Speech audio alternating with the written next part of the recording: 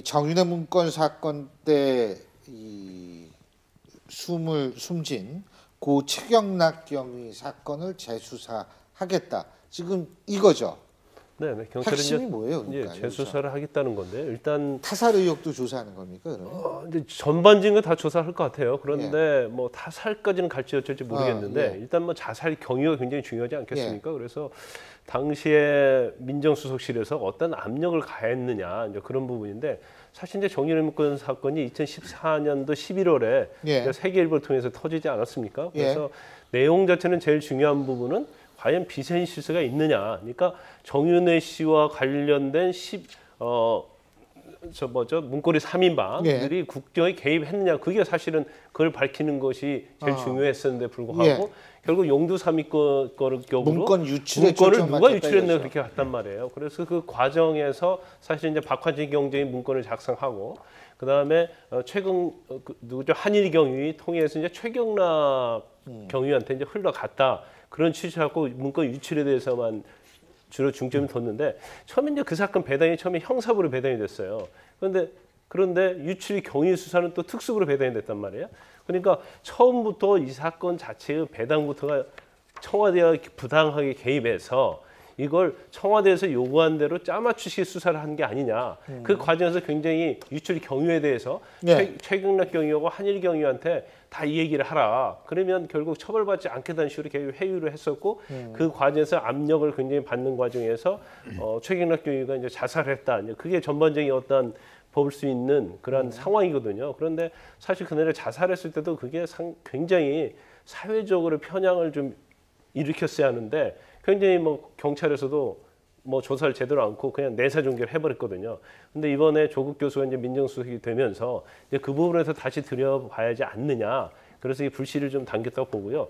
사실은 이 부분은요. 박경수 특검이 처음에 특검으로 취임했을 때 이 얘기를 했었어요. 그러니까 정윤회 문건 사건은 한번 우리가 다시 들여다볼 필요가 있다. 그러면서 거기에 대한 어떤 뉘앙스를 풍겼냐면 그 당시 그 정윤회 사건에 관여했던 검사들도 조사하지 않겠느냐 그랬었거든요. 근데 결국 특검 자체는 시간적 제약과 여러 가지 이유로 조사를 못하고 끝난 거죠. 그러니까 제가 알기로는 이제 그 당시 특검에서 검찰에서 파견 나왔던 검사들이 상당히 반발을 많이 했다고 합니다. 이런 수사에 대해서. 그러니까 왜냐하면 이게 검찰 내부를 수사할 수밖에 없는 것이기 때문에 그 특검도 대부분 또 검찰에서 파견 나온 분들이거든요. 그렇죠. 근데 결국 돌아가야 되는데 자기 친정을 수사하기가 굉장히 힘들었다는 것이죠. 그러니까 특검이란 짧은 기간 안에 어떤 뭘 하기가 힘들었기 때문에 사실 제대로 파헤치지 못했는데 사실 박건찬 경정 구속된 경우 같은 경우도 이 본안 가지고 구속된 게 아니고 다른 뇌물수수 혐의 가지고 이제 구속을 시켰어요.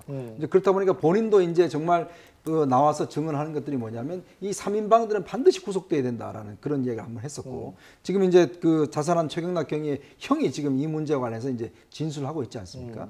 그렇다 본다면 왜 그 민정수석실에서 이 사건 자체를 처음에 어떻게 다뤘고 또 서울중앙지검에서 왜 이 사건 자체를 배당을 그렇게 했는지 이런 부분에 대한 전반적인 문제를 한번 살펴보겠다. 당시에 이제 그 김수남 청장이 이제 그 당시 서울중앙지검장이었으니까요. 이제 그런 문제와 관련해서 이제 현재 검찰 수뇌부가 직접적으로 연결됐기는 상당히 민감한 사건이라고 할 수가 있죠.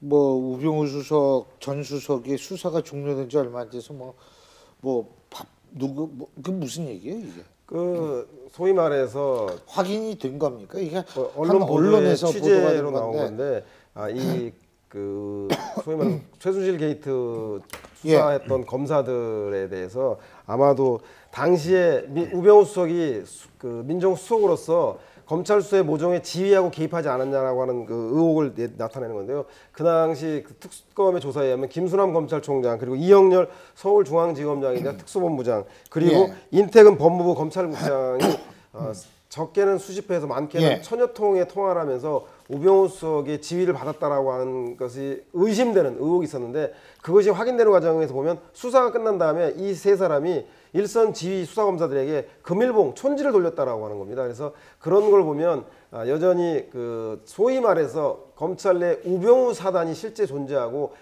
그리고 최순실 게이트하고 검찰의 수사에 대해서 우병우 사단이 중심이 되어서 진행이 되었기 때문에 불철저하게 은폐되고 축소되지 않았냐고 하는 세간의 의혹들이 확인되는 것이 말한 대로 수사 일선 검사들에 대한 돈 봉투를 촌지를 돌렸다고 하는 의혹입니다. 그건 확인이 좀 돼야 될 부분이지만 네, 예. 맞습니다. 근데 이게 어떻게 보면 이제 본인들이 모여서 회식을 한 거죠. 그런데 그 세 가지 점에서 좀 문제가 있어요. 왜냐하면 처음 이제 시기에 관한 문제인데 박근혜 전 대통령을 구속 기소하고 우병우 전 수석은 불구속 기소했잖아요. 예. 영장이 기각돼서.